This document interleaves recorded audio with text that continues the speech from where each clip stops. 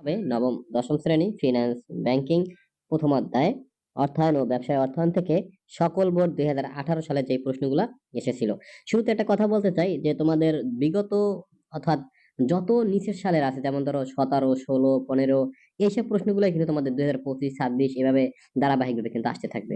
আশা করি তোমরা এই প্রশ্নগুলো যদি ভালোভাবে পড়ো এবং ভালোভাবে বুঝো তাহলে তোমাদের কিন্তু সৃজনশীল প্রশ্ন পরীক্ষায় সুন্দরভাবে লিখতে পারবা। তাহলে যাই হোক, শুরুতে আমরা উদ্দীপকে যাই কি কি তথ্যগুলা দেয়া আছে, এরপরে আমরা মূলত উত্তরে যাব। তাহলে শুরুতে দেখে আছে যে মিস্টার শাহেদ একজন ক্ষুদ্র ব্যবসায়ী। মিস্টার শাহেদ কি একজন ক্ষুদ্র ব্যবসায়ী। নতুন বাড়ি নির্মাণের জন্য তিনি আত্মীয় স্বজন ও বন্ধু বান্ধব থেকে কিছু অর্থ ধার নেন। মানে সে একটা বাড়ি নির্মাণের জন্য বা নতুন বাড়ি নির্মাণের জন্য বন্ধু বান্ধব আত্মীয় স্বজনের কাছ থেকে ঋণ নেছে বা ধার নেছে, কিন্তু তা দিয়ে বাড়ি নির্মাণ করা সম্ভব হচ্ছে না। মানে যে টাকা বন্ধু বান্ধব এবং আত্মীয় স্বজনের কাছ থেকে আনছে এই টাকা দিয়ে বাড়ি নির্মাণ বা তৈরি করা সম্ভব না। তাই তিনি অবশিষ্ট প্রয়োজনীয় অর্থ, মানে এরপরে যে টাকা লাগতো ওই টাকা 8.5% হারে একটি ব্যাংক থেকে ঋণ নেন।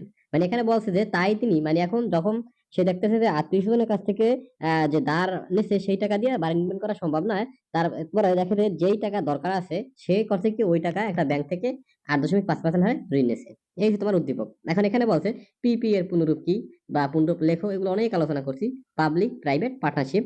খ নাম্বার তারল্য বনাম মুনাফা নীতি ব্যাখ্যা করো, এটাও অনেক আলোচনা করছি, তারপরও কিন্তু তোমাদের দেখাবো। এবার আছে গ, মিস্টার শাহেদ কোন ধরনের অর্থায়ন করেছেন ব্যাখ্যা করো।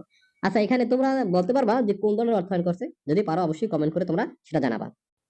দেখো এখানে সে পরিবারের জন্য কিন্তু একটা বাড়ি নির্মাণ করতে যাচ্ছে, ঠিক আছে? তাহলে এটা কোন অর্থায়নের অন্তর্ভুক্ত? পারিবারিক অর্থায়নের অন্তর্ভুক্ত হবে।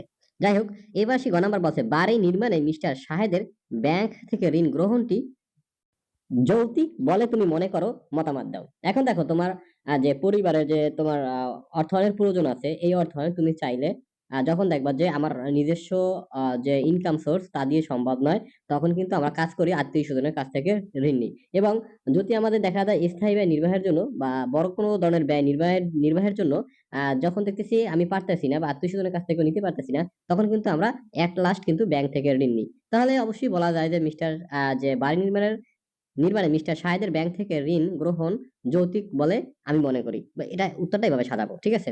যাই হোক, এরপরে আমরা মূলত ধাপে ধাপে প্রশ্নের উত্তর দিব এবং সাথে ব্যাখ্যা আকারে সেগুলো উপস্থাপন করব। তাহলে প্রথমে ক, পিপি এর পূর্ণরূপ লেখো। তাহলে পিপি এর পূর্ণরূপ হবে যে পাবলিক প্রাইভেট পার্টনারশিপ। এবারে খ প্রশ্নে যাই, বলছে তারল্য বনাম মুনাফা নীতিটি ব্যাখ্যা করো। তারল্য এবং মুনাফা নীতিটি আমরা বুঝতে পারলে এই অধ্যায়টা কিন্তু আমাদের কাছে মোটামুটি সহজ হয়ে যাবে। যে তারল্য ও মুনাফার মধ্যে ভারসাম্য রক্ষাকারী নীতিটি হলো তারল্য বনাম মুনাফা নীতি।